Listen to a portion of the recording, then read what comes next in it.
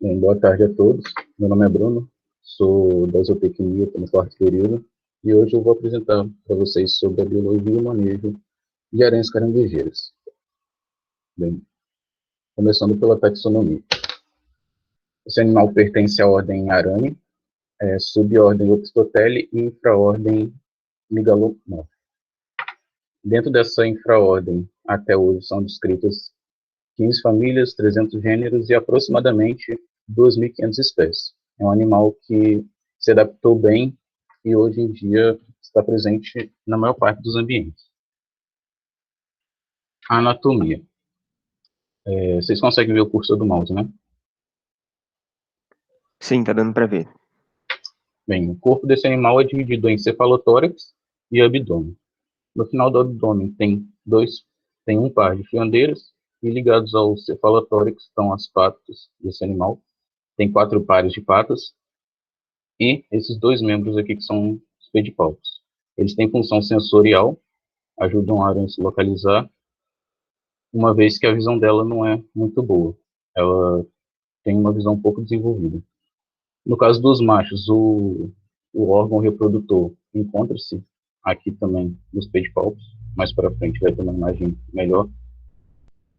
O corpo desse animal é coberto por cerdas. Elas podem ser, no caso do abdômen, urticantes, e as demais que estão pelo resto do corpo possuem função sensorial.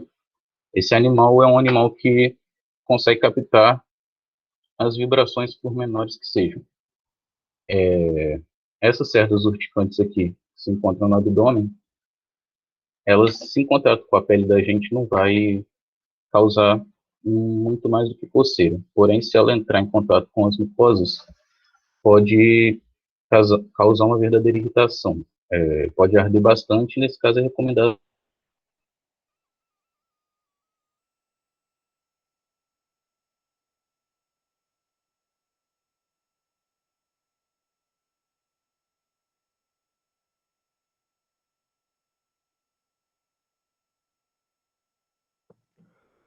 Ô, Bruno, você ficou mudo aqui pra gente.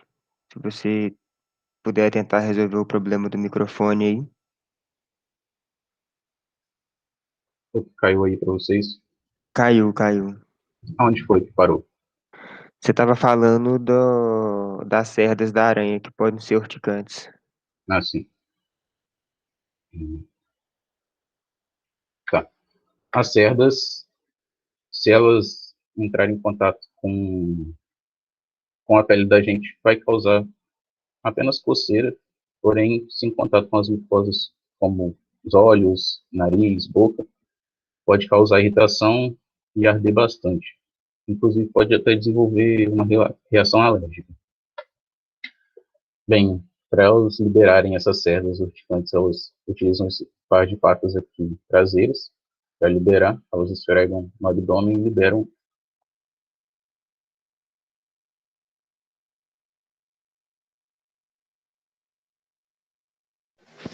Travou de novo.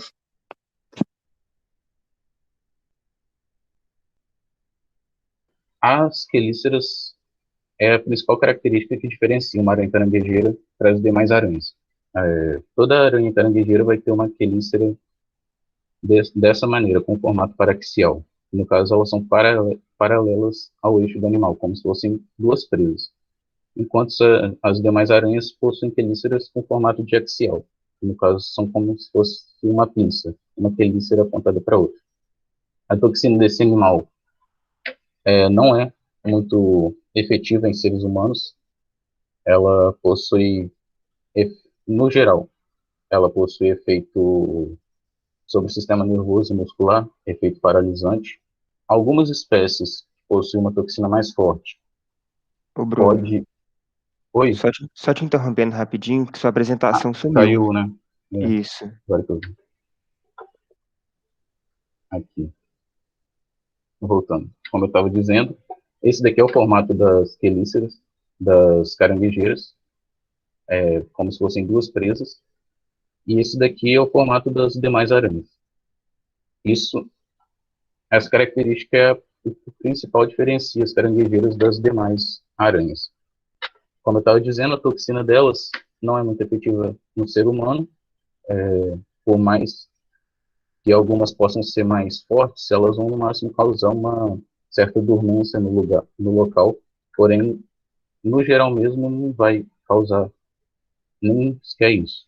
No caso, porém, essas quelíceras são bem grandes, então a ação mecânica dela é bastante dolorosa.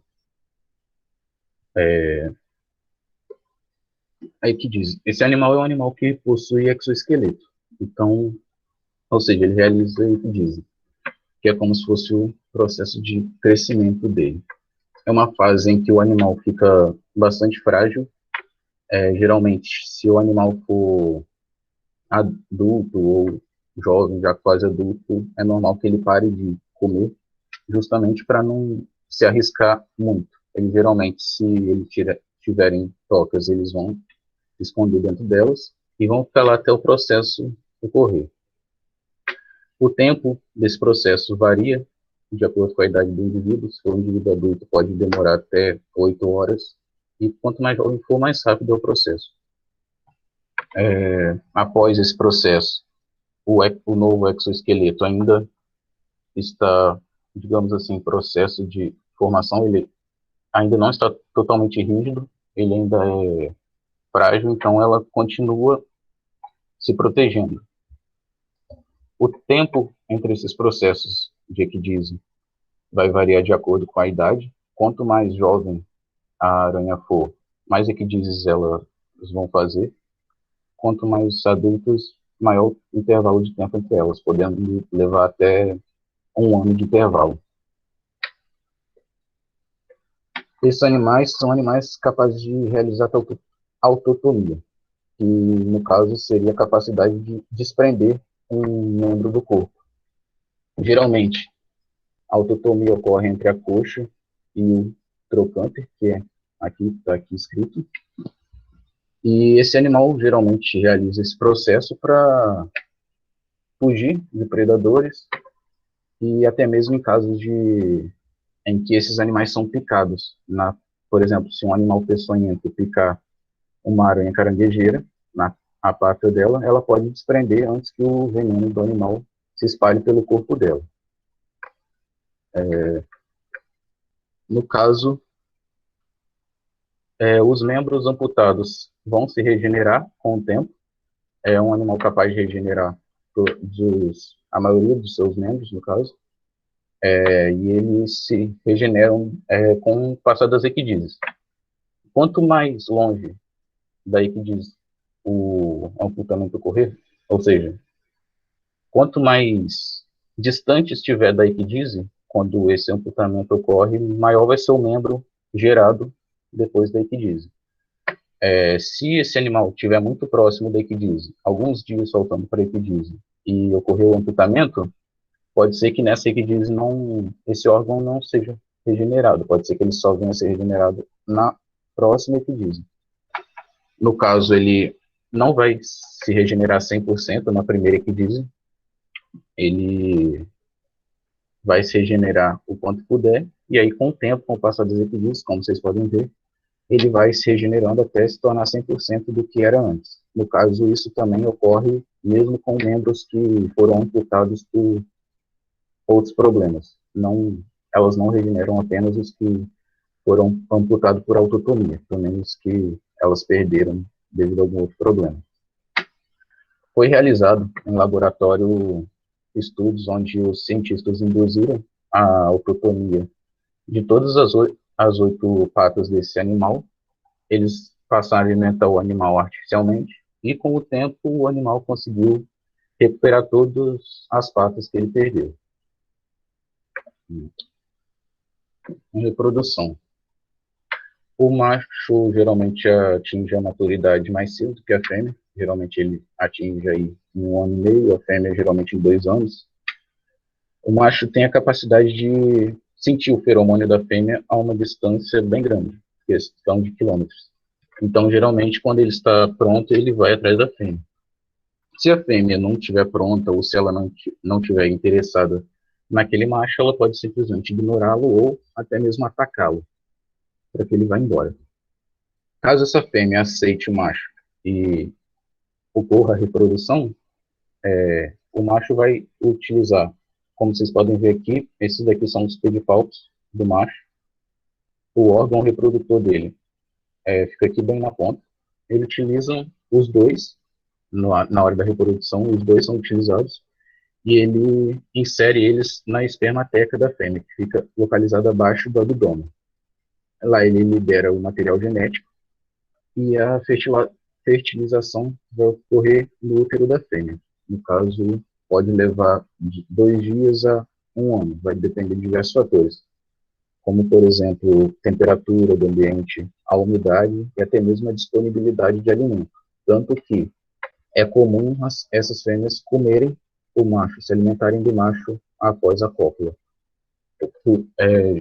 devido a essa disponibilidade de alimento. O que também não é estranho que os machos, após a cópula, fujam. É bem normal, justamente pois eles sabem que podem virar comida da fêmea. Bem, a fêmea, depois que fertiliza, ela deposita os ovos em uma espécie de bolsa criada por ela. Nessa bolsa, os ovos podem levar de algumas semanas até 4 meses para chocarem. E mesmo depois que eles chocam, eles permanecem na bolsa por um certo tempo. A quantidade de ovo vai variar de espécie para espécie, dependendo do tamanho da fêmea e da idade dela. Bem, depois que esses indivíduos nascem, eles são bem frágeis ainda. Então, eles precisam esperar ocorrer pelo menos até 2 epidízies, que geralmente ocorrem mais ou menos entre semanas e meses.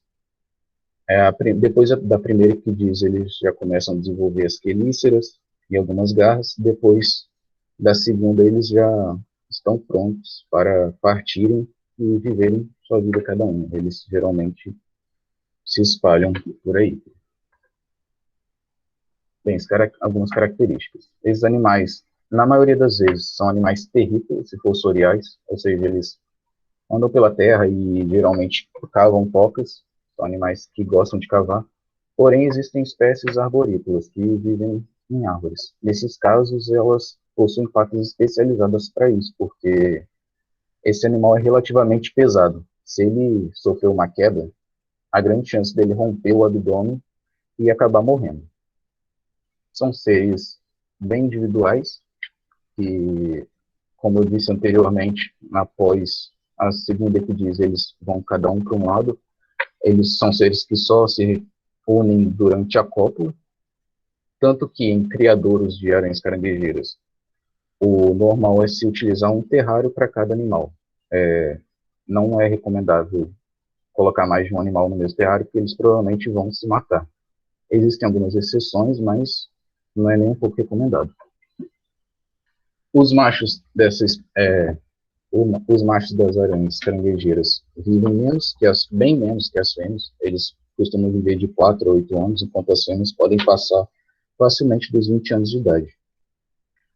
O maior exemplar que existe desse animal no planeta é a Terafosa blonde, também conhecida como aranha-golias, que está localizada na Amazônia e pode chegar de 25 a 30 centímetros, com quelíceras de 3 a 4 centímetros. Esses animais, eles buscam evitar combates, a menos que seja uma presa. São animais que vão preferir fugir do que ficar e lutar. São animais carnívoros, se alimentam de insetos, em alguns casos, como essa Terafosa blonde, pode se alimentar até mesmo de pequenos mamíferos como camundongos, filhotes de pássaros e outros animais que são menores que ela em geral.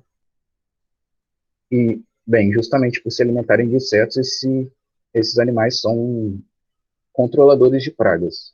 Eles costumam se alimentar de grilos, baratas, entre outros. Então, sem dúvida, se um animal desse deixasse de existir, o número da população de determinados insetos com certeza iria aumentar. Por exemplo, das baratas. As espécies encontradas no Brasil, no geral, são bem calmas, são bem tranquilas. Elas não vão atacar a menos que se sintam ameaçadas. E uma característica desse animal, que muitas vezes as pessoas não percebem, é que são animais rápidos. Muitas vezes as pessoas veem esses animais parados, porque são animais bem calmos. Então, geralmente, eles ficam parados quando andam mais devagar. Porém, é um animal que, quando ele quer ser rápido, ele consegue realmente correr bem rápido. Bem, manejo. Apesar dessa imagem, não é recomendado que você utilize as mãos para manusear esse animal, porque é um animal, por alguns motivos. É um animal que pode se estressar e pode se identificar, por mais que a toxina dele não seja muito forte, como eu disse, a ação mecânica é bem dolorosa. É um animal que, dependendo de como você aproximar a sua mão dele, ele pode achar que é uma presa, por mais que ele não se sinta ameaçado, ele pode achar que é uma presa. E, como eu disse também, é um animal que, dependendo da altura que ele cair, ele pode acabar rompendo o abdômen e morrer. Então, não é aconselhável que você fique pegando esses animais, a menos que você tenha experiência com isso. Mas, então, maneiras de realizar a contenção desse animal. Quando você chega em casa e encontra esse animal. Tem duas maneiras bem simples. Uma delas é você pegar um recipiente, de preferência um balde. Você coloca ele em frente ao animal, com a abertura em frente ao animal, e com algum objeto um pouco mais comprido, você realiza pequenos toques na parte traseira do abdômen desse animal. Não precisa fazer isso com força, pode dar leves toques na parte traseira do abdômen do animal, que ele mesmo já vai andando. É um animal bem calmo, ele não vai sair soltando cerdas assim de nada, a menos que ele se sinta realmente ameaçado, bastante ameaçado. Então, é uma maneira bem tranquila de realizar a contenção desse animal. Depois que você direciona ele para dentro do balde, você pode fazer a soltura dele na natureza, só colocar o balde virado para baixo que ele vai descer. Caso ele tenha subido muito no balde, vai descer. Uma outra maneira também é cobrir esse animal com com algum pote, pouco, de preferência um pouco maior com o animal. Você coloca ele sobre o animal, com cuidado para não machucar as patas do animal. E depois, com uma folha de papel, de preferência mais que uma, para não ficar muito mole, digamos assim, você passa por baixo desse pote e aí você consegue prender esse animal entre o papel e o recipiente. Então, depois é simples realizar a soltura desse animal. Como eu disse, ele é um animal que não vai simplesmente sair te atacando. A única chance de você ser mordido por um animal desses é se você colocar a mão nele. Não é um animal que, obviamente, ele não vai ir atrás de você. Por isso, não é recomendado que você coloque a mão nele, porque se ele pode te morder, querendo ou não. As, as cerdas urticantes dele, ele não vai liberar essas cerdas muito facilmente. Inclusive, tem muito mais chances desse animal liberar cerdas caso você ataque ele, caso você bata nele, do que se você simplesmente tentar realizar essa contenção, igual eu falei agora. Se você, por acaso, tentar bater esse animal, atingir ele com alguma coisa, ele vai se sentir ameaçado e aí sim ele pode liberar essas cerdas. Do contrário, se você só realizar essa contenção com calma, é provável que nada vai acontecer. Muito difícil dele liberar essas cerdas. Bem, e como eu disse, esse animal é um excelente controlador de pragas. Ele se alimenta de muitos insetos, insetos esses que muita gente não gosta de ter em casa, obviamente. Então, não é nem um pouco recomendado que se mate esse animal. Não só por isso, mas também por ele ser um animal inofensivo. Ele não representa perigo nenhum. Ele não vai atrás de ninguém. Pelo contrário, geralmente somos nós que invadimos o habitat desses animais.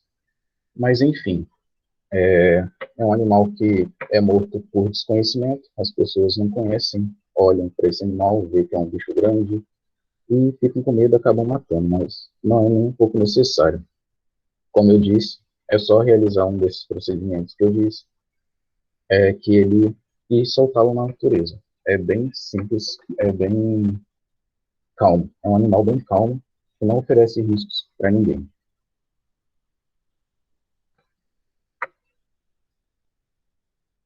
Bem, essas foram minhas referências e obrigado pela presença de todos. Se tiverem perguntas, podem fazer. Dá pra saber quando a aranha, quando já é adulta, vai fazer que dizem?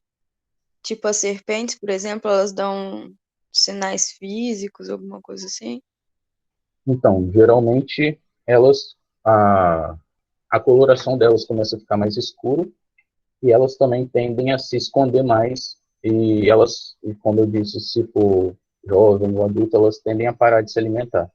Geralmente você, se for um criador, você coloca comida para ela e ela tende a ignorar a comida. Inclusive, não é recomendado colocar a comida para esses animais durante esse período, justamente porque até mesmo um grilo pode machucá-los durante esse momento. Ô Bruno, eu cheguei um pouco atrasado, até peço desculpas. Eu queria saber, em relação à umidade, cara, qual que é a umidade desejável para quem mantém esse animal em recinto? Geralmente, em torno de uns 80% é o ideal para esse animal. É, é um animal que muitas vezes eu já vi criadores que colocam frequentemente, molham o substrato desse animal frequentemente, porque é um animal que realmente precisa de umidade. E no caso, só falando sobre criação desses animais, é um animal que, em caso alguém queira criar, é importante avaliar os hábitos desses animais. Por mais que a maioria sejam terrícolas e fossoriais, alguns desses animais são arborícolas. Então, se você pegar um animal arborícola e colocar ele num terrário sem nada, assim, só com o chão, só com o substrato, no caso, o animal não vai se dar bem. Geralmente, animais arborícolas é utilizado troncos dentro do terrário, geralmente utiliza-se um terrário mais comprido para eles poderem subir e tal.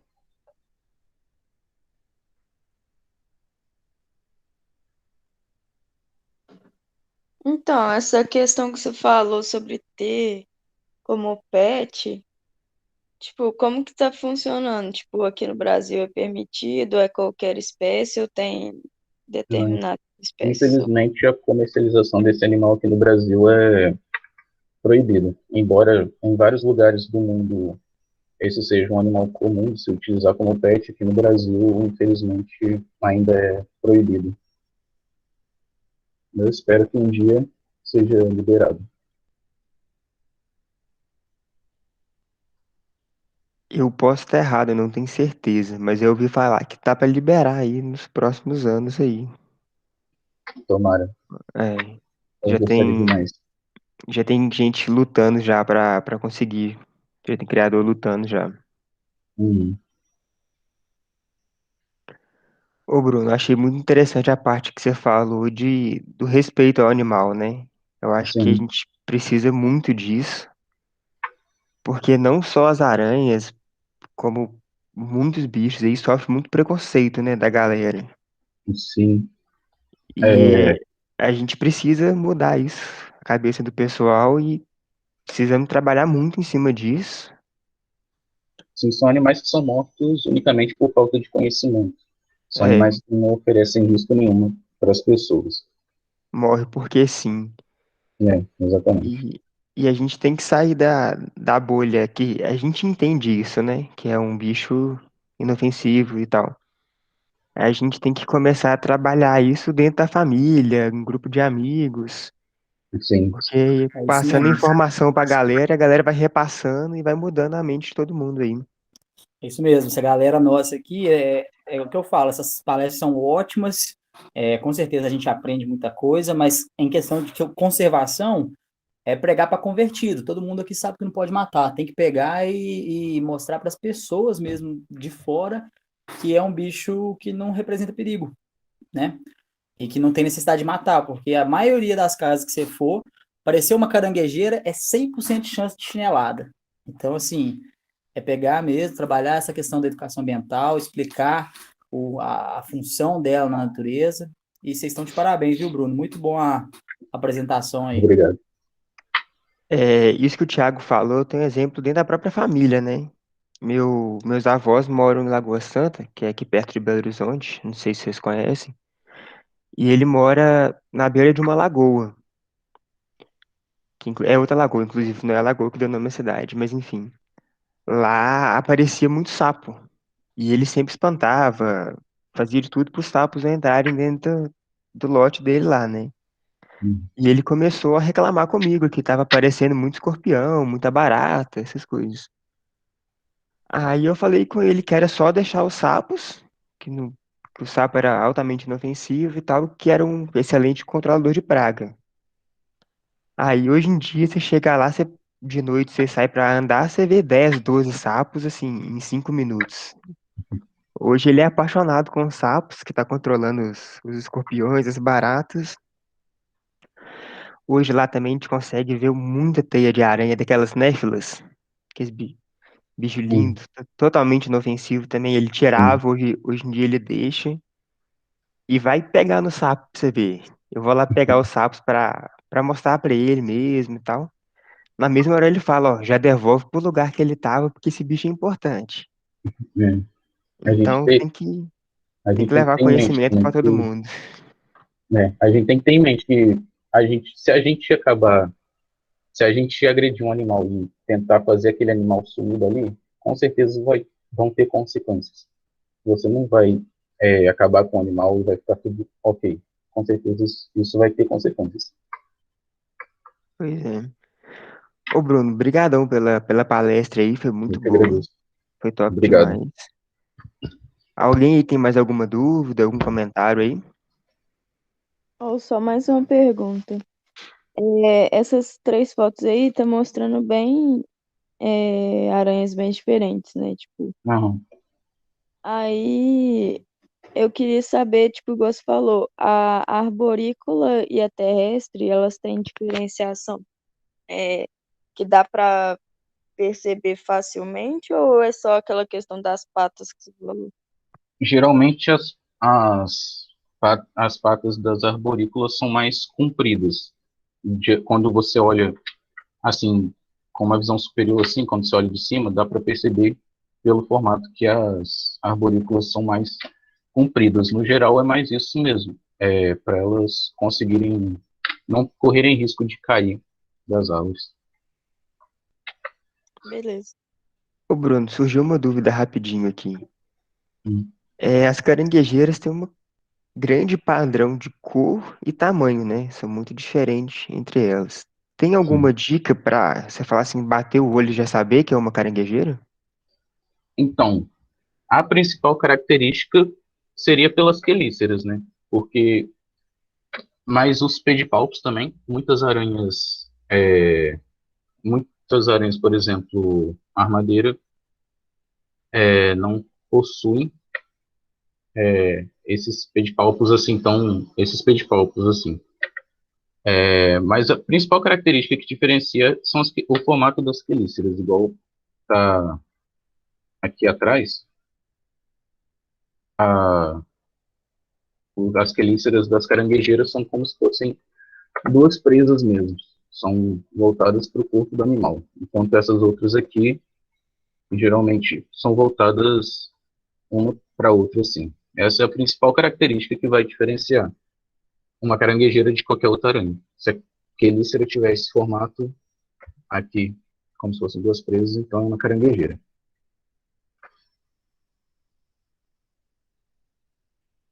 Fechou, valeu. Hum. Aqui Ô, eu vejo gente, que é mais comum aí que a galera confunde a armadeira, né? É, E a armadeira, eu não sei, assim, só tô de cabeça assim, mas os pedipalpos dela são bem, bem, bem menores do sim, que do que das o caranguejeiras das mesmo. caranguejeiras, os pedipalpos da caranguejeira são bem É, visíveis, bem grandes. porque Tanto que muita gente quelícera, confunde cara, com pata. quelícera é um negócio difícil de se analisar, porque Sim.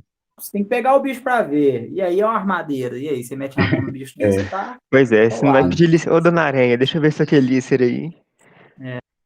Inclusive, eu também, Armadeira. quando Pode falar, Bruno, depois eu quando complemento. estava pesquisando, eu encontrei umas imagens de umas aranhas caranguejeiras um pouco mais agressivas, que também ficam em posição de ataque, também levantam algumas patas, porém é bem diferente da armadeira. A armadeira possui os membros bem mais finos. Inclusive, tem muita armadeira em São João, né? E, inclusive, Onde eu a moro já questão das apareceu uns três quelíceras, já. a quelícera da armadeira, se eu não me engano, ela não é 100% como das aranhas reais, não. Ela tem até uma inclinação para dentro, assim como das caranguejeiras. Foge um pouco do padrão do que a gente está acostumado a ver nas aranhas, como aranha marrom, outras aranhas, né? Sim, Mas interessante isso daí.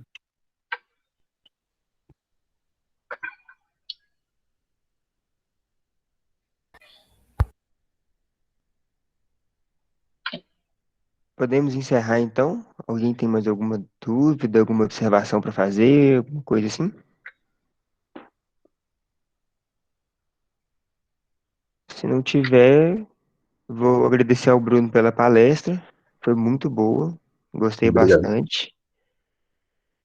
É, é um tema importante, né? Porque é um tema que muita gente desconhece, até por medo mesmo. Sim, Então, gostaria muito de agradecer eu que agradeço. e até semana que vem, galera. Até. Muito obrigado aí, valeu. Falou aí, obrigado pela palestra Valeu. aí.